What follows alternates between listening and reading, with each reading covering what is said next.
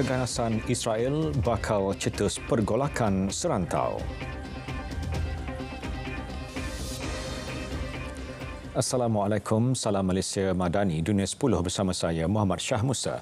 Raja Jordan Raja Abdullah II memberi amaran mengenai potensi pergolakan di rantau Asia Barat akibat keganasan Israel di tebing barat dan Baitul Maqdis selain menekankan keperluan gencatan senjata di semenanjung Gaza. Amaran itu disampaikan ketika baginda dihubungi Perdana Menteri Kanada Justin Trudeau pada Khamis. Raja Abdullah menekankan keperluan gencatan senjata segera di Gaza dan pelindungan terhadap orang awam yang tidak bersenjata. Juga ditegaskan keperluan untuk meningkatkan usaha-usaha untuk menjamin penghantaran bantuan kemanusiaan yang mencukupi dan mampan ke Gaza. Baginda telah menzahirkan penghargaan terhadap usaha Kanada dalam menyampaikan bantuan ke wilayah terkepung itu. Selain itu, Raja Abdullah mengesahkan semula peranan penting UNRWA dalam menyediakan bantuan kepada lebih 2 juta penduduk Palestin di Gaza yang memerlukan sokongan berterusan bagi membolehkan agensi berkenaan terus menyediakan perkhidmatan penting mengikut mandat PBB. Dalam pada itu, Malaysia menunjukkan sokongan tidak berbelah bahagi kepada Palestin yang ditindas kuasa besar. Menurut Perdana Menteri Datuk Seri Anwar Ibrahim, sokongan diterjemah dalam pelbagai cara dengan harapan kezaliman dapat dihentikan. Perdana Menteri menyeru semua kerajaan negara Islam terus membela nasib umat Islam yang ditindas di Palestin. That's why Malaysia, with many of our friends, have taken a strong, unequivocal position in respecting the inalienable rights of the Palestinians. Malaysia is a small country, distant to the world, but we have taken a position because of the intransigence and continued aggression by the Israeli forces. We have taken a position beyond what happened in the past. We do not recognize the state of Israel. The past administration in Malaysia allowed for commercial transaction, including shipping. We have stopped that because these are the only ways that we can express our support. Beliau berkata demikian dalam pertemuan khas Perdana Menteri bersama Al Jazeera. Sementara itu, jurucakap Kementerian Luar Qatar Majid Al-Ansari memberitahu Hamas telah memberi pengesahan awal positif kepada rundingan gencatan senjata di Gaza serta perjanjian pembebasan tebusan. Ahad lepas, perantara Amerika Syarikat, Mesir serta Qatar telah mengadakan pertemuan bersama pegawai persikan Israel di Paris mencadangkan perkara berkenaan untuk disemak Hamas. Rundingan itu, kata Al-Ansari, telah diluluskan Zionis dan mendapat pengesahan awal yang positif daripada Hamas. Pihaknya positif kedua-dua pihak bersetuju untuk melaksanakan gencatan senjata dan sedia berkongsi berita baik mengenainya. Pemimpin Hamas dijangka tiba di Kahirah bagi mengadakan rundingan mengenai gencatan senjata yang dicadangkan. Qatar sebelum ini menjadi perantara gencatan senjata Israel dan Hamas dan Israel.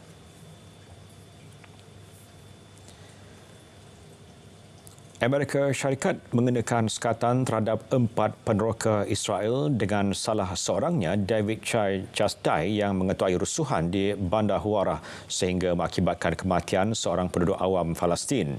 Presiden Joe Biden ketika mengeluarkan perintah eksekutif itu berkata ia sebagai tindak balas terhadap serangan serta keganasan di tebing barat. Tindakan itu, tegas Biden, tidak boleh ditoleransi serta merupakan ancaman serius kepada keamanan, keselamatan dan kestabilan. Perkara mengenainya dimaklumkan jurucakap Jabatan Negara Amerika Syarikat, Matthew Miller. 12 hari menuju pilihan raya Presiden Indonesia 2024, calon naib Presiden Mahfud MD secara rasmi meletak jawatan sebagai Menteri Penyelaras Hal Ehwal Politik, Undang-Undang dan Keselamatan. Surat rasmi peletakan jawatan itu diserahkan kepada Presiden Joko Widodo pada mesyuarat yang berlangsung di Istana Negara semalam. Surat itu antara lain bertujuan menyatakan penghargaannya atas pelantikan beliau pada 2019 serta keputusannya untuk menumpukan perhatiannya kepada politik. Mahfud berganding dengan bekas Gubernur Jawa Tengah Ganjar Pranowo yang merupakan calon Presiden Parti Pemerintah. Rakyat Indonesia akan mengundi pada 14 Februari bagi memilih pemimpin baru menggantikan Jokowi yang akan menamatkan penggal kedua dan terakhirnya pada Oktober. Dalam pada itu, Presiden Joko Widodo menegaskan kabinetnya berfungsi seperti biasa walaupun terdapat laporan rasa tidak puas hati dalam kalangan menterinya termasuk peletakan jawatan beberapa menteri. Media tempatan melaporkan wujud rasa tidak puas hati dalam kabinet Jokowi berikutan kritikan awam terhadap Presiden mengenai dakwaan campur tangan politik dan kurang berkecuali dalam sokongan kepada calon tertentu. Jelas Jokowi adalah perkara biasa dan demokratik untuk mempunyai perbezaan pendapat. Meskipun Jokowi tidak secara terang-terangan menyatakan mana-mana daripada 3 calon presiden yang disokongnya, beliau telah membuat penampilan bersama Menteri Pertahanan Prabowo Subianto. Kehadiran mereka di acara-acara kerajaan telah membawa kepada kritikan bahawa beliau melanggar peraturan pilihan raya.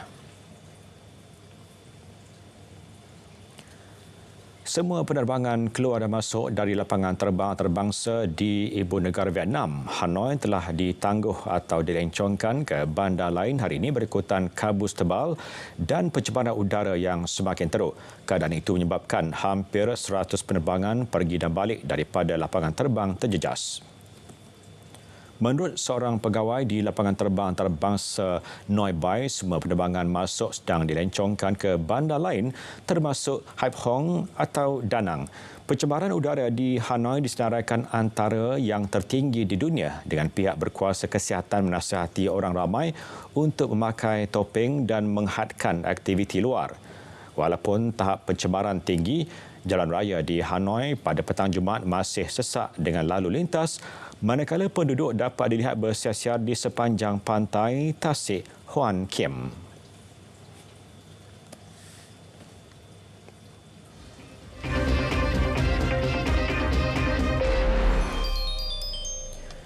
Nasib kira-kira 16,000 haiwan ternakan menjadi tanda tanya selepas kapal Australia yang membawanya ke Israel melalui Laut Merah sejak 4 minggu lalu diarah berpatah balik oleh kerajaan Australia.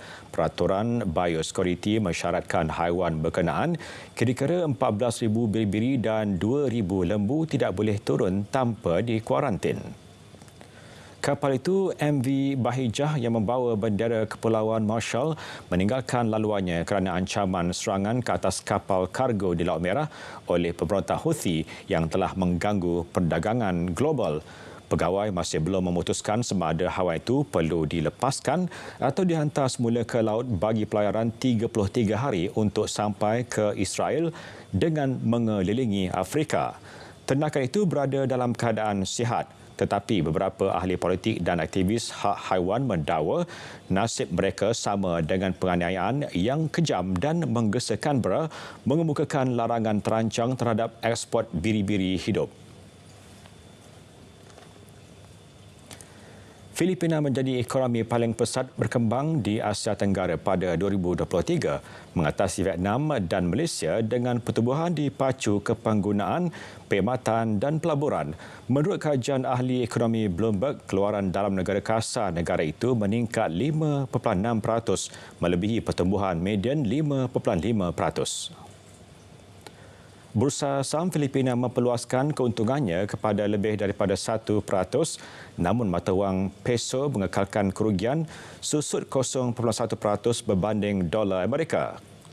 Setiausaha Perancangan Ekonomi Filipina Arsenio Balisacan berkata, kerajaan yakin ekonomi Republik itu akan berkembang sebanyak 6.5 hingga 7.5% pada 2024. Kenyataan tersebut menggambarkan keyakinan presidennya Ferdinand Marcos Jr. tentang prospek ekonomi yang didorong kepenggunaan dengan penurunan inflasi dan Bank Pusat menghentikan salah satu siri kenaikan kadar faedah paling agresif di rantau ini.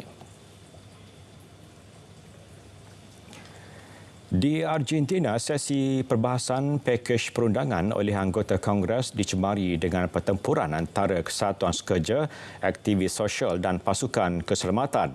Selama 2 hari berturut-turut, anggota Kongres telah membahaskan pakej pembaharuan komprehensif oleh Presiden baharu Javier Milei. Penunjuk perasaan bertindak memukul pegawai polis dengan kayu hingga memaksa polis menggunakan gas pembedah mata dan peluru getah. Sementara itu, pakej pembaharuan komprehensif itu termasuk memindahkan sebahagian kuasa perundangan kepada kerajaan selama 2 tahun, membolehkan penswastaan pelbagai syarikat milik kerajaan dan menyediakan pindaan undang-undang berkaitan cukai dan pilihan raya. Argentina berdepan krisis ekonomi teruk menyaksikan kadar inflasi melebihi 200%, manakala sekitar 40% rakyatnya kini hidup di bawah paras kemiskinan.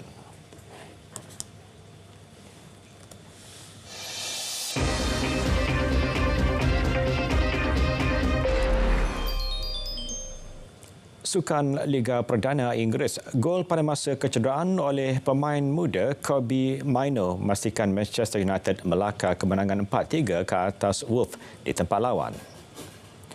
Skuad kendalian Erik ten Hag selesa mendahului 2-0 pada babak pertama menerusi jaringan Marcus Rashford dan Rasmus Højlund. Permainan lebih rancak disaji selepas rehat apabila tuan rumah berjaya merapatkan jurang selepas Pablo Sarabia menyempurnakan sepakan penalti pada minit ke-71. Namun, Scott McTominay memastikan United terus mendahului dengan kelebihan 2 gol 4 minit kemudian. Menuju hujung perlawanan, Max Kelman dan Pedro Neto mengejutkan pelawat dengan tambahan 2 gol untuk mengikat kedudukan 3-3. Ketika perlawanan dilihat seakan berkesudahan seri, Mainoo, 18 tahun, muncul penyelamat United apabila meledak gol kemenangan pada minit ke-97. Juara dunia 7 kali Formula 1 Lewis Hamilton membuat kejutan apabila bakal menyertai Ferrari bagi musim 2025. Pelumba berusia 29 tahun itu telah mengaktifkan klausa pelepasan kontrak dan akan meninggalkan pasukan Mercedes tamat musim ini. Hamilton bakal menggantikan Carlos Sainz dan bergandingan dengan Charles Leclerc. Hamilton pernah berbincang dengan pasukan dari Itali itu untuk menyertai mereka pada tahun 2019 namun gagal mencapai kata putus. Ini merupakan percubaan terbaru Ferrari untuk kembali kompetitif mencabar kejuaraan dunia. Pasukan itu tidak mempunyai juara dunia sejak Kimi Räikkönen melakukannya pada tahun 2007. Ferrari juga kali terakhir menguasai kategori pengeluar pada tahun 2008. Dunia 10 berakhir di sini. Dari sungai ke segara, Palestin pasti merdeka. Salam Malaysia Madani, tekad perpaduan penuh harapan. Assalamualaikum.